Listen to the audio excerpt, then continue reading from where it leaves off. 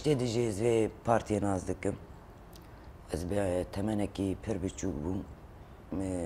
بارتي ناز كر دست بيكي دي لفيدا لحسكي له هفال صالحة وهفال بيريفان شخوا وانا درباسي مالا دبون دست بيكا شورشي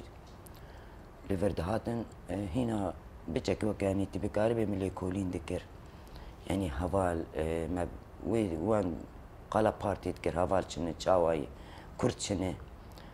اما تبي كتم اوي او هاني قشتينا وكي سانك زاروقك بتشوك تشاوالي كولين دكي هنا ها يعني متشي بخواس يعني بيجمجي تميز بين متشتك بكرت او نظام مدي مزاني بس كاتشكم يا جناكم دمالك يديش بو فراغك يش بو مطبخك يش بو حاكرنا حاضر نكرنا براكي بمين خوارنا براكي دين مال باطي دين كاري خب مالي افتش خو تاني ناز دك تشس كسايتا خود زمان تشتاد بيجم وراستيجي شخوا كسايتا حرجني دام موابون وقجن دمك شوي بشتي وجهي الزوجي بو لو كي مهابو مظلوم بالدستيم ابو عمري تقريبا سال كابو تي مشي صابر شغبا انا وجي استدي الجمون درباسي جمون بوم او دوستي حركه بو بيتر بارتي فيلم دكر وجه هناكي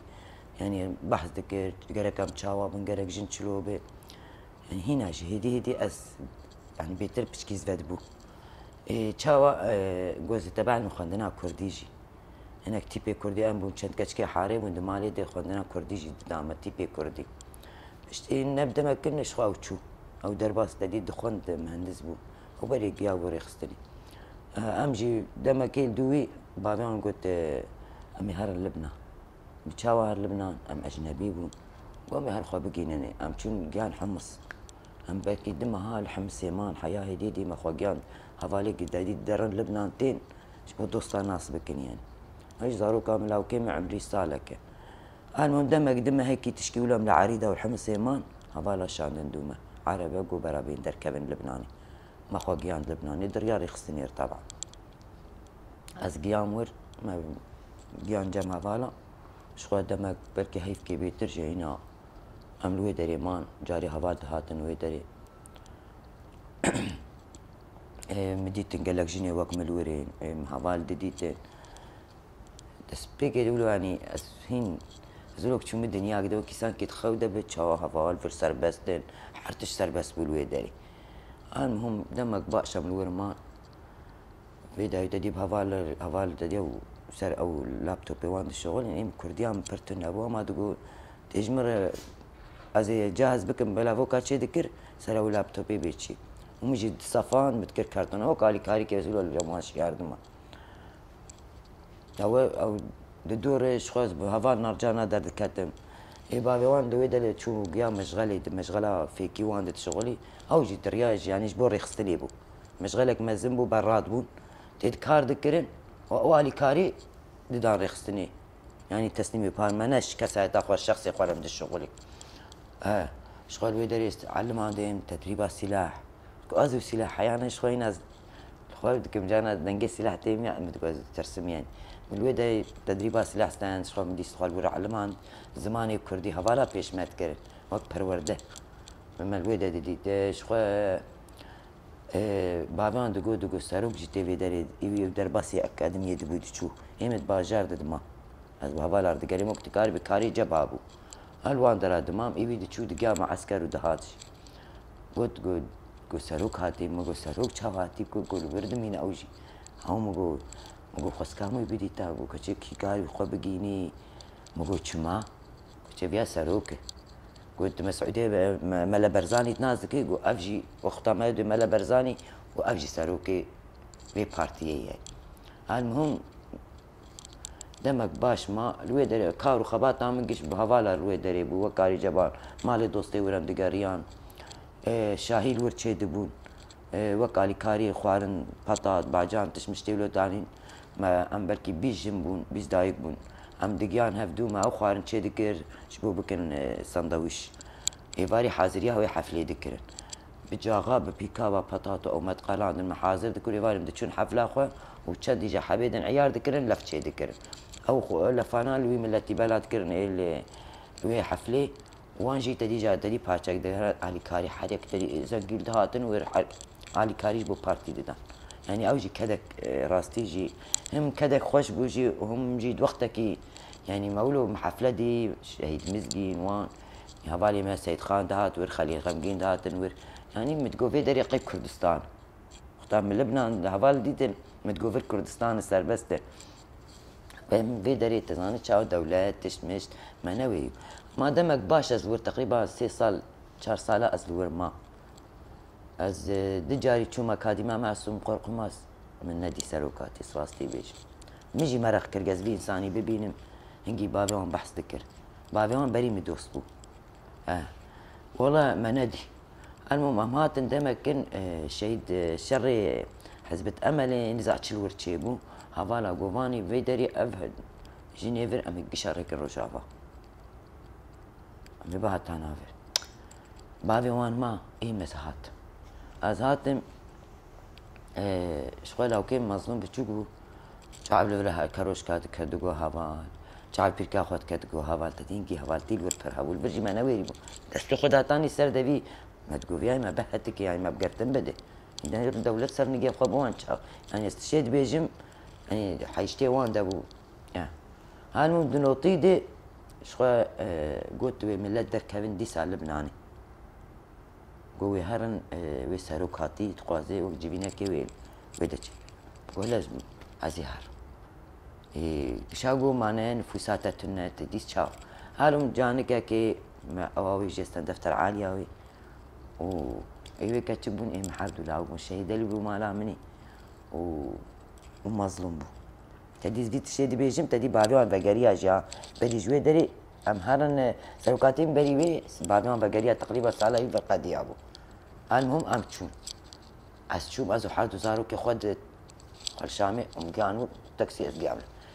تاكسي ما بسكن هذا يعني هاش برد الترسيام جي هم اجي مدقام ما تشد ببرابر ازي خد الباسك هان دفتر عالية مجمستن ندققان ما در باسك ام چون كعربة روانيج ملتن هيلو يعني ام تنينه جي ديركي هاتو الشامي هاتو جعفرين هاتو يعني شحم باجارة سروكاتي خوستو وقت جبينا كيويتشيك ام چون ام لور ما سروكي خات ام بش تدي دنيا ادوي اكاديميا معصوم قرقماس شو سروكاتي هاد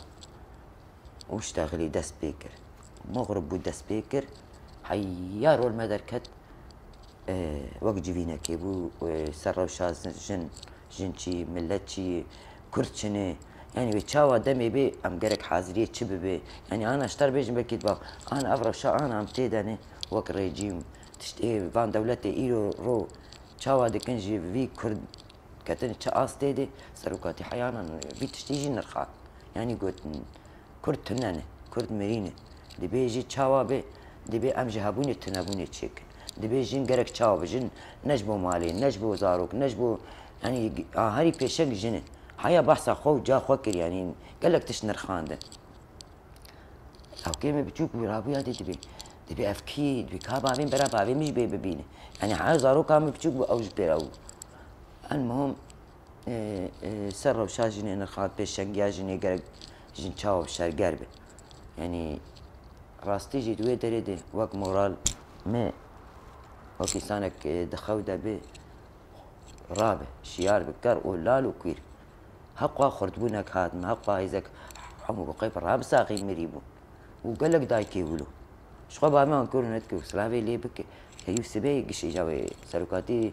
ريز قرتن قشبهم سلافي سرو مكر نكر هيجانك هاتم از دكمناك نكايب دلي موك ساعتي دابز مدقو قوي از بقي منزيكي زي بكعب يعني هيبتك ويها بو جي قاس دوي باوي يعني ويتش كده ما بتشاوى انسانك ايش قش الشيار به حيا سبي باقب الشبيا يعني راستيجي ام تقوى سروكاتي بيجم يعني نظام وكسايت اخو اس برباندور بسروكاتي عيا داوي اس باندور هما مدوي ولا حسيت شيء ماجي وك انسانك كسايتك نافا خدي مقو حيا داوي ام يجيب دوي شو بيدابن يعني براجي يعني ما تشنا ما كردبون نزاني هنا كاد تقول كردن ما فاتي تقربي ام كردن سروكاتي اشتم كردبون اخواجي خودي در كبن ام خناس بكن وەک ژنم خوا ناز بکن سەر هەڤال ساکینەوان تەدی وەک پێشەنگی دەستپێکا شۆرەشی ئاخوی مەسەل سەرۆکاتی گوم 4 کەس ئینسان بوون 5 کەس بوون بۆ مایخوا گیشتن هەر مە گروپاک چی کرد بۆیە گروپێ بێ چاوە ئیرۆ ڕۆ هەبقا معسکەری مە چێ بوو لبنان مەسەل ژن و هەڤالی خۆرد شەرگەرن ینی ڕاستیژی ینی نظام چه هاتمە المهم جارێک دیژی دیساژ نۆت و یەکێت دیساژ دوان دەمادە جارێک دێن دیسا چوو جاردی نەفس ئەڤان تشتا سەرۆکاتی ئاخەوی المهم تکارە بێژێ ئەم بەگەریان لەوێ دەرێژی شخوام چقا سەر سەرۆکاتی بێژن خواست ئەوی سەرۆکاتی چاوە بوو ئانا گوت سەروێ گرتنایوێ قۆمپلال سەرکردن دخواستن ینی ئینو سەرۆکێ مە ببن ڕاست سەرۆکاتی چاوا کرد ئاساس دانیە سەرۆکاتی بەری حەسابی هەر تشتی بلکە حەسابی گرتنا خۆشی کرد حەسابێ ئینو ڕۆک بێ کەس بەنگ وی خۆی دەرنەکەب ئاساس دانی چاوا ئاساس دانی فکر بەلا کرد ینی بەرفرە بوو ئانا ڤای هەر کەس دمین عەجێما دوێ 23 ساڵی وی دبنێ زندانی دو ئەف شۆرش چاوا دمەش مەسەل وەک هێزامەی عەسکەری ڕۆ حەزاری هەڤالی ژن هاشتن سیلاح مەسەل گێرەلای سەرێ چی بە حەزارە دەستپێکا شۆرەشێ بە حەزارە دایکا دەستێ خۆل پشتا کەچێ خۆ خستن و دیاریدان ڕێخستنی بە حەزارە خۆرد بخوا تەبلی بوونێ مۆرالێک ینی سەرۆکاتی چاو ئینسان زوو پێ تەسیر دەبوو ji ber çê vekirina însana da pêşiya însana perwerde henî perwerde jî wek nan û av jî îsanî xew de bû rabe yekî mirî û radibe yanî ez çi bêjim em nizanim mesel wek heval sakîne mesel serokatî wê da çi kirin bû bine jin wek heval sakîne îro rova bi hezara wek sakîne jî çêbûn Arîn Mîrkanê heval Zîlanê hezara wek wê îro vay hezarê wek wê ana ja tabûr ava bûn rastî jî her kes dimîne encêmayê hêzê eskerî hezara jinê me tevlî bûnî hûn li çiyê jî bi hezara jin mesel însanekî derbasî çiyê bû bû gêrila gê ne îradek wê xurt be nikare 20 sal binê li çiya bimîne di nav wan tehta di nav erî karê zehmet de ev giş dîs fikra kê bû fikra serokatî bû perwerde serokê me 23 salî binê zindanê de hiç ev millet neşkest ji bo çi neşkest fikir fêm kir ha em ê bi dû fikra rêberê xwe de bin çawa serokatî heqwa tiş merda nîşan heqwa ket moral me jê girtî em ê jî berdewam bikin heya dawî wek jin yanî jin ne bes beran îro jina dayika emrê 5 saliyek jî ez me wextî spêncî bikim heya ana ez bihîn me tişt tek nekirî yani em ê bikin heya dawî em hazirin jê re em rajê silah em axa xwe biparêzin xeta şehîda biparêzin xeta serokatî me da naskirin em ê biparêzin serokatî tişkî wî digot tişkî min tune sîlaha min e em ê çi bêjin em ê jî mazal serokekî heqwa fikir da me em ê jî bi dû xeta wî de bin serokatî îro millet erebê me wek rojava erebê me ew jî wek me bûn tiş nizanî bûn îro ew jî fikir fêm kirin jinê ereb bûlo ana jirê ereb hezara ketin saziyê bi hezara tevlî çiyê bûnî yani ha ji taxa Ewropa jinê Ewropîn tev me bûne yani serokatî çawa bi hemê însanê bin destire serokatî ne ji Kurda tenêr ne ji mikewnî ereb te ne ji Siryan tenêr ne ji herke yanî bi hemê dinyayê dibê em ê fedayê hemê dinyayê bin heya cîk azad nebe dibê em ne azad in em Kurd jî ne azad in